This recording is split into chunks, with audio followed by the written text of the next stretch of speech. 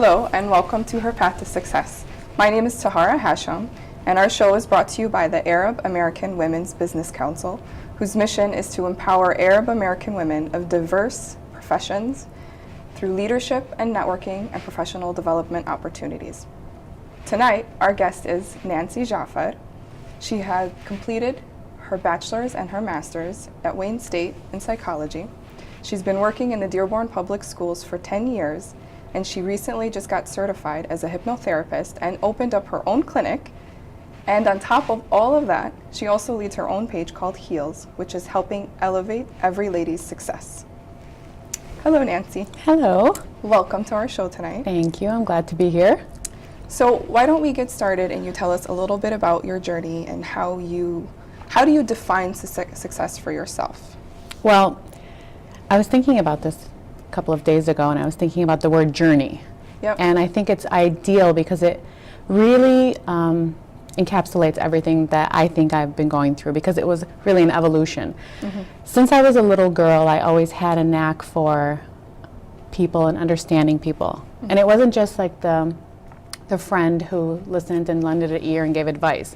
I'm talking about analyzing and going deep into personalities and trying to figure out how this is related to this. So I think I was innately a psychologist. I don't think I became one. I think I was born one, and then I just went to school because I was already one. You were born a psychologist. I believe that. And anybody who knows me over the years knows that that really has been my trend. So it just seems so natural for me. And I did retail and I did all that. But I knew I wanted to get a bachelor's in psychology.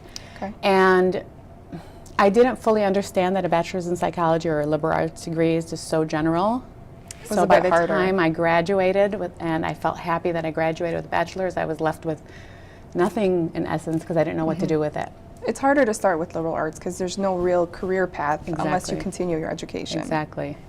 And I knew that I had to go all the way as far as getting a PhD. So it took me a little bit of time to find what I wanted to do, and I was trying to think practically, and it took me a while to get there because as women we're so passionate and we want to do what we love and what our dream, and I encourage that totally.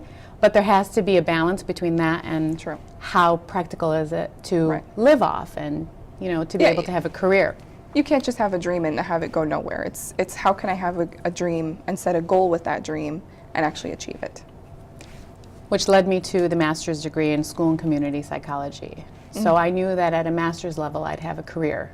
Okay. And then I could be able to make money and to support myself as I continued on for my PhD. So that wasn't your end goal to work in the public schools? That wasn't my end goal. Okay, so you always had a stretch ahead. You always were looking forward. I did. Okay. I did, and I think that I set high expectations for myself, but it took me a long time to really believe that I can get there. And I think that it's with a lot of women. Just naturally, life experiences and growing older and wiser and being more and more comfortable in your own skin. So it took me a while to get there. I got my master's degree. I was employed with the school system. I've been doing that for 10 years, and I lead the multidisciplinary evaluation team for special education kids. Okay, so that's definitely not something to deal with easily, especially with children and that. So how do you balance that? So everybody asks me that because it's emotionally draining. It is. And I don't get the luxury of dealing, and I don't even want to call it a luxury, that's the wrong term. I don't get the opportunity to deal with the kids that are super successful and high functioning. All of the kids that come to me are the ones that are special needs. So I evaluate them and I do diagnostic testing and I determine what kind of special education planning they need. So I was trying to figure out why I changed so much. At the beginning it was consuming me, it was too emotional. And then I realized the difference is I felt empowered. So before I started working in the schools, if I saw a special needs kid, my heart would break. But it was because I didn't feel like I could do anything. I felt I had no control over the situation. I couldn't offer anything. Understood. Now I do. Which makes sense. Which makes me feel better about the situation. You feel like you're making a difference. Yes. It's incredible. Good. It's really shaped me. It's humbled me. It's made me so appreciative of every little thing in my life. So those kids are magical. It makes going to work different when you have a passion for it. It makes something that you enjoy doing. And I'm glad that you were able to find that. But going through all this process, how are you capable of setting your goal? What made you say, okay, this is my dream, this is what I want to do? I think giving myself an opportunity to live each period of my life. Okay, that's So- interesting. Because starting, I knew I wanted to get my PhD, and I stressed myself about that initially. And then I thought, you know what, let me enjoy what I have. Okay. Life is not going anywhere. That's something that I think a lot of people have a hard time doing. Yeah, We get so focused and caught up with our future goals and what we want to do that we're not living in the in moment. the moment, exactly.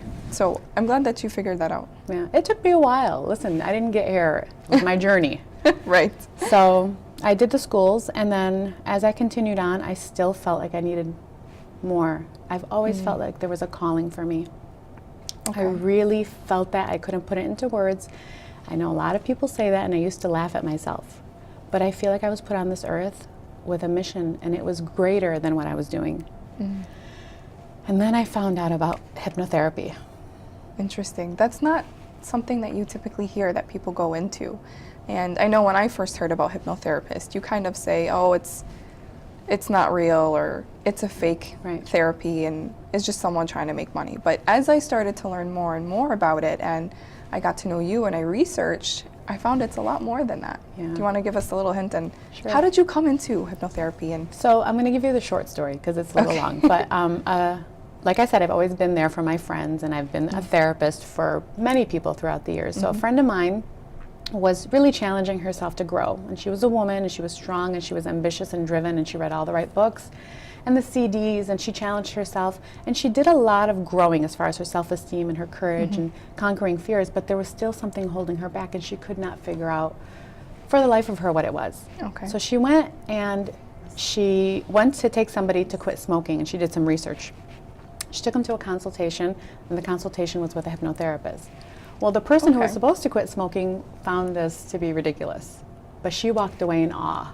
oh, She interesting. called me, and she was like, I'm going to do hypnotherapy, and I'm going to pay this much money. And I'm like, no, don't do that. I can help you. So even you were Yeah, skeptical I didn't at first. know. Yeah. I felt like I failed her as a friend, that she had to go and seek somebody else. This is my job. Come to me. Exactly. So I said, I'm going to support you. And she asked me, she said, just monitor and see if it's affecting me and if Okay. it's changing me. And I was floored. Like, I still get goosebumps when I think about it. Wow. The stuff that she uncovered in the sessions seemed so benign in real life. But Okay. it turns out that situation when she was 5 years old, that was really something that you would think, oh, it was not nice. Yeah. You know, my father said this to me. Right. But she didn't realize how much it was secured into her subconscious mind, and it was Wow. really leading her and holding her back in all the things that she was doing. Oh, wow. So it deeply affected her, and it really shaped who she was turned into. Yes. Wow. And that's when I was astounded by the subconscious mind. Okay. And from that moment, I did some research. I talked to some local hypnotherapists. I found a school, and I went to school on the weekends while I was working in the schools. Oh, wow. And I got my certification, and then I did nothing with it. Again, fearful. Right. You know, Taking that extra step. taking that extra step was something that's unorthodox. Right. It's not mainstream. That's true. And you're worried about how is the community going to accept it, and Exactly. how am I going to get clients? So it took me a while to build the courage until finally I went to a hypnotherapist, and I asked her to mentor me, and she said to me, let's do a mock session. You come in here, you pretend to be a client. And I said, you know what, I don't want to do a mock session. I want to be a client. She's like, okay, what do you want to address? I said, my fear about opening this business. Perfect. So we did a session, and you fast forward 3 months later, and I have this incredible clinic. Oh, that's amazing. This confidence that came just at the right time. Everything was so opportune for me. And I have a lot of clientele. The buzz is out there. People are so just impressed and happy and in awe of the therapy. And I had a beautiful open house. Which I attended, Yes. and it was Thank you definitely for very coming. beautiful, and it really opened my eyes to hypnotherapy. And I think it's interesting to see that you're not only a hypnotherapist, you are also a client in it. And so you can relate to your clients, and it really helps give you, not necessarily credibility, but it helps us relate to you more as clients. I've always tried to be authentic in everything I do. I mean, even the interview part of it. Right. I want things to be fluid. I want things to be authentic. I want to feel genuine when I do things. And one of the ways I could feel genuine was to do it myself, to experience hypnotherapy. So that when I speak, I speak with conviction. I also did like a mini internship on my own where I took clients and I didn't take money from them because I knew that if I took money during a time where I wasn't 100% confident about what I was doing, I wouldn't feel good about it. So I did that for about 2 months. Wow. I got no money, but Yeah. I wanted to see that I could do this and I was successful, and then that's when my confidence really built. And it helped get feedback and I got all the feedback and it was incredible. I really am overwhelmed by the power of the subconscious mind and the things that I've been able to do and the women that I've been able to empower. I mean, the messages that I get. I had a girl text me the other day and she said, "You made turning 30 feel like Sex in the City." She said, just walking around with sass and class and confidence. And that's just from the hypnotherapy. She's like, I never thought I would feel this at 30 years old. That's incredible. It must feel so good to give that person that confidence to go forward in life and to have that feeling about themselves. I swear to you, Tara, I feel so blessed. That's amazing. My heart is full, full of appreciation, full of awe that I'm doing this, that I've been so blessed. This whole way, working with the kids in the schools and then doing the hypnotherapy and then the heals. Which we'll also touch on. And I think it's just so important to note right now that your passion, it just comes off in you. And you know that you love what you're doing. And I think that's also very key to the journey. And I think that's something that some people miss. They set goals for themselves or dreams of, okay, I want to be successful, I want to be rich, I want to have money, but they somehow forget that heart. You have to have your heart into it. You have to be passionate about what you do. It is. It's a tough society to live in because growing up, and I'm in the school system, the emphasis is not on the creative mind and on the passion. It's about meat testing and scores and grade point averages. And it's more pressure on the kids. Yes, it's a missing component in our public school systems. So I think the parents particularly have to encourage that so there's a good balance between what the school enforces and encourages and builds in your character and what the parents do. And just saying, it's okay if you're not great at math. It's okay. I mean, if I was to be tested by me right now, I'd probably be learning disabled in math. You know what I mean? It's not my thing. But I feel like I'm smart. Like God gives me something, He compensates for that deficit. True. So I think what got me to have people believe in hypnotherapy is my involvement in the community along the way and working in the schools because I do a lot of work with the parents. Right. So they've grown to learn and to trust you and to know who you are. And I think that's really important for kids because you've dealt with something, especially in the Arab community, twice that are against the norm, I guess. Taboo. Very taboo. We don't necessarily believe in special ed sometimes, and I think they tend to believe that undermine what's wrong with the kids. They don't have a learning disability. They're just lazy. They're just tired. And I think your work definitely helps show that it's okay to have that. It's okay if you're not at the same level of learning. And I think that's really important, that you're helping these children gain confidence. That helped me. Really? Because I was just telling somebody the other day, I'm a person who does everything last minute. I was the girl in grad school whose paper was printing out like 5 minutes before class, okay? And it was an insecurity of mine. I'm like, why am I so disorganized? Why am I so irresponsible? And then I went to a conference for hypnotherapy in September. And one of the presenters said, you know, for years I've been called a procrastinator. He said, I'm tired of that word. I'm not a procrastinator. I'm a person who thrives off the thrill of the last minute. I'm a person whose brain functions at its optimal level at the end. And that works for me. That's a great way to look at it. And I was like, oh, thanks. I felt so much better. I feel better now. There you go. I'm always so last minute with everything.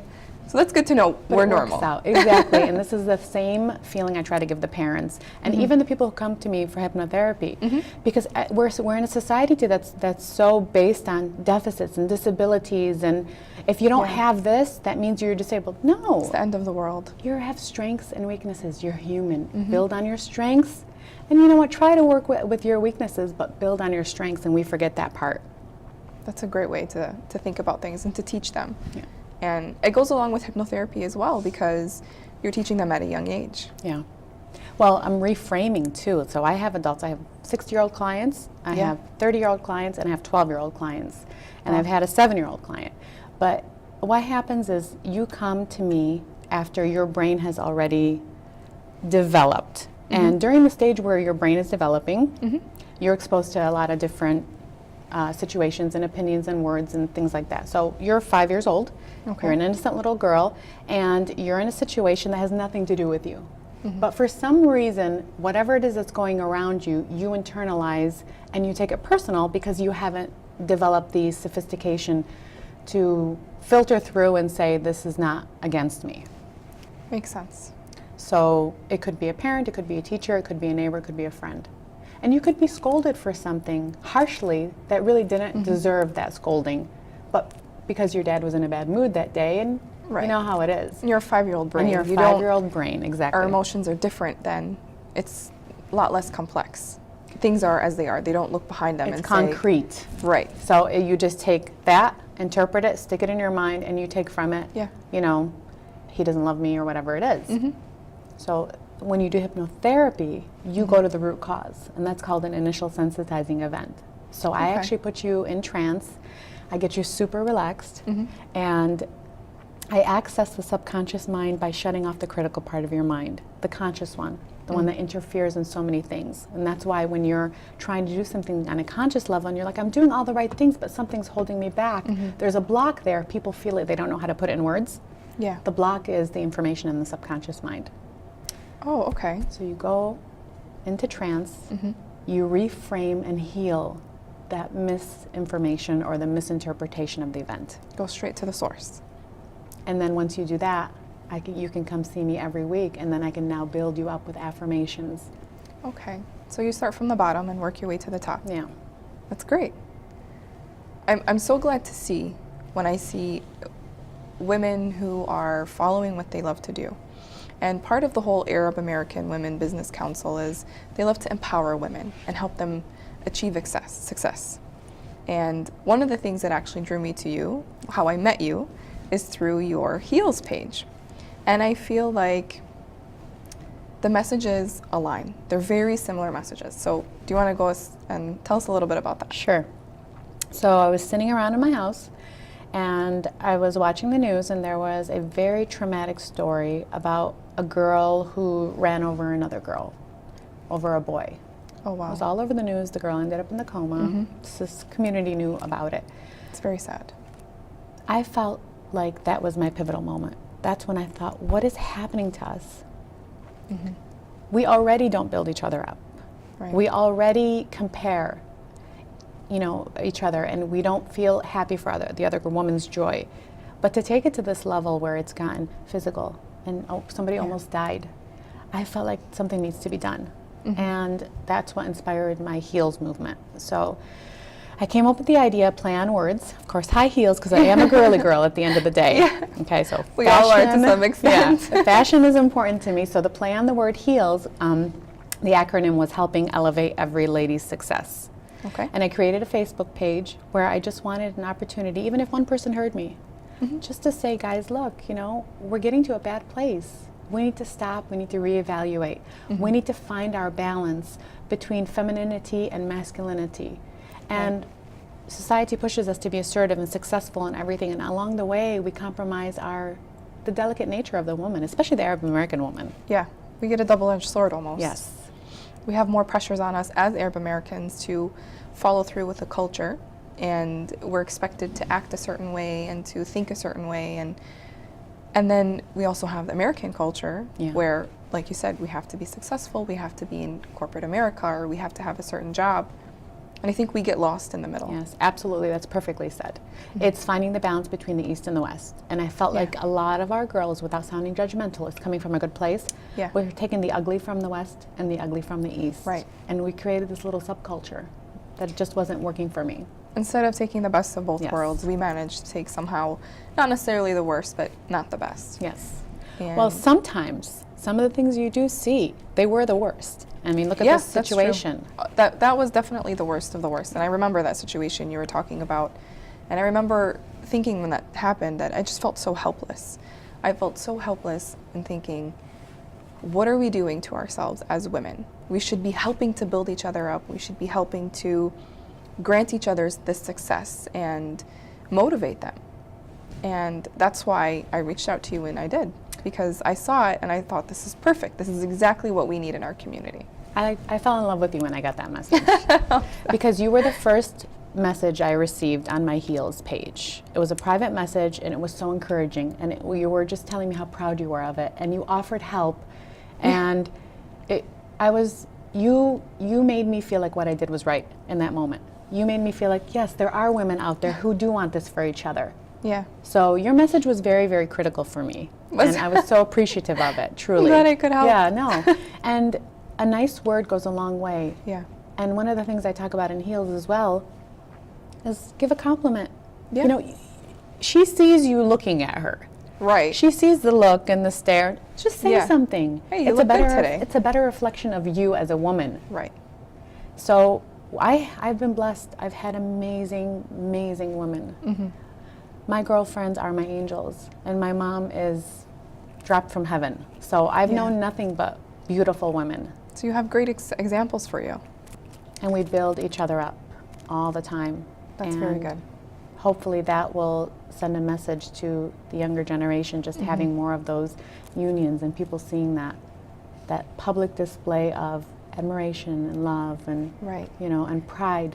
Right. I think another key element to the whole journey that you're on is you have a good support system. And I think it's really hard to get to the success and to reach your goals unless you have that cushion to fall back on, or that shoulder to cry on, or just that person just to sit and complain and do nothing else other than that. Yeah, and girlfriends are the key. Yeah. The healthiest people are the ones with good girlfriend relationships and good relationships with their mother.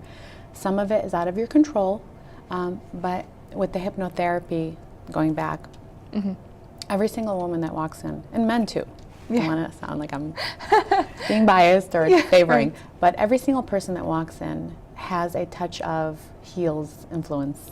Yes. So when I'm doing the hypnotherapy and I'm customizing the verbiage and the words and the affirmations, they're all an undertone of love yourself, Yes. shine.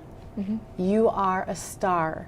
I want every person that walks out of my office to feel like a star, because the brighter they shine, the brighter I feel.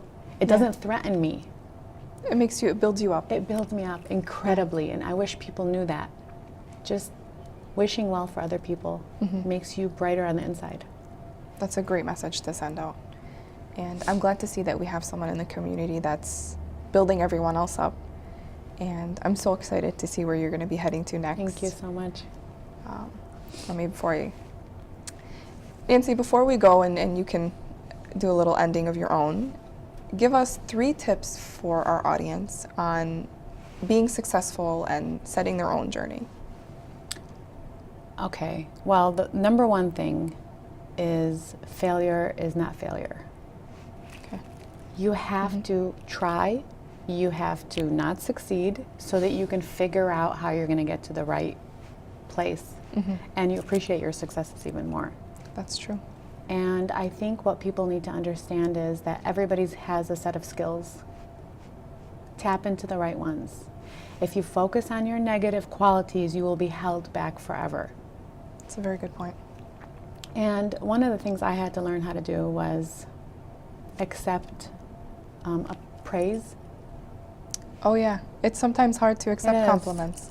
Accepting praise and accepting because people see in you the things you don't see in yourself. Yes. So tune in to the positive ones because they mean a lot, and they will really help guide you. Don't focus on the negative reactions, even though it's very hard not to do. Right.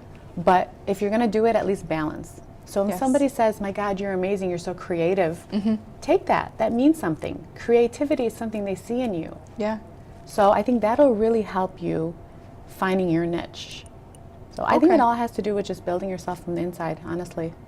That's a very good tip to have, because I think as women we tend to be very critical on ourselves, and we downplay praise, and we downplay compliments that we have, and we say, oh, you're just exaggerating, or you're just trying to make me feel better about myself. So I think that's very important to have.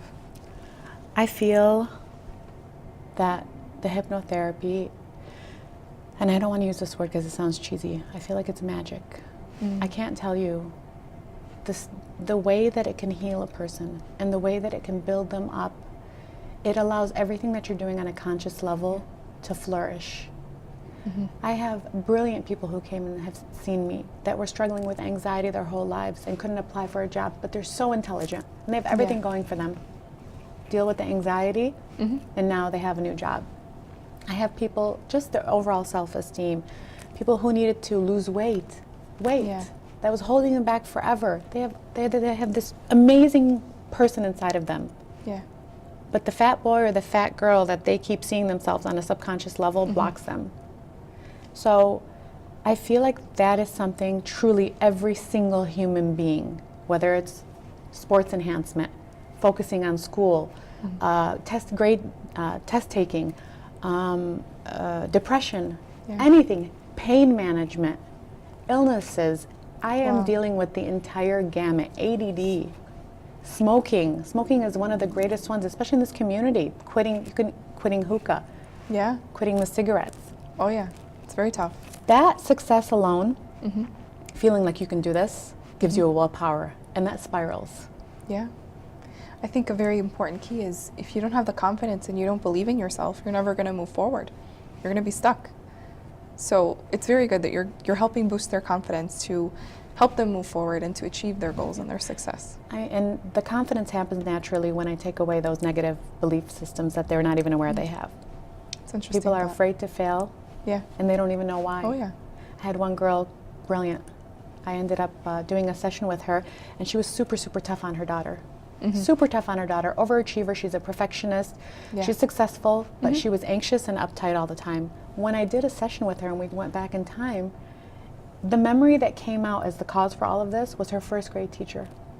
Wow, that far back. She was supposed to, first grade, she was supposed to answer a question on a whiteboard. She didn't know the answer, so she looked at the boy next to her and got ridiculed by her first grade teacher. This almost 40-year-old girl relived that moment like it was happening right then and there. It was the most emotional thing. All this release came out of her. I cried while she was in trance because I was like, oh, you poor baby, you know? Yeah. And she's doing amazing. That's great. It's great to hear. It's beautiful. So before we end today, do you have any closing remarks or any other tips for us? Just keep building each other up and always challenge yourself. Always challenge yourself. A work ethic from when you're a child is what guides you. It doesn't matter what your title is, as long as you feel like you push yourself. And it doesn't matter how old you are, push yourself. Very good. I think that is the key, and that's what I believe is what got me here. I was always pushing myself without overwhelming myself either, without feeling like, okay, if I don't do this, I'm a failure. It's very important. So finding that balance. But other than that, I mean, I'm blessed and I'm so happy, and I wish everybody comes and sees me at my office. I truly would love every human being to experience this. From my heart, I just feel like it can help anybody and everybody, and if I could do it every week, I would. That's great. I truly hope more people come to see you because you're making a difference in the community, and I wish everyone to have that confidence in themselves. And I want all of the women, the Arab American women in our community and the Arab American women around the world, to just have that confidence to push against the boundaries that are set, that they set themselves or that are set against them, and just go for what you want to do. Beautiful. I love it, and I'm proud of you. You're doing great. Thank you very much. I really am. Well, thank you so much for joining us. Thank you. So glad to have you. And if anybody needs more information about the hypnotherapy, you can go to my website. It's evolutionhypno.com. Okay.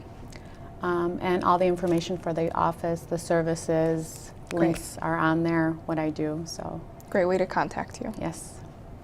And if anyone needs more information, you can always contact us, and we'll be sure to give you everything that you need.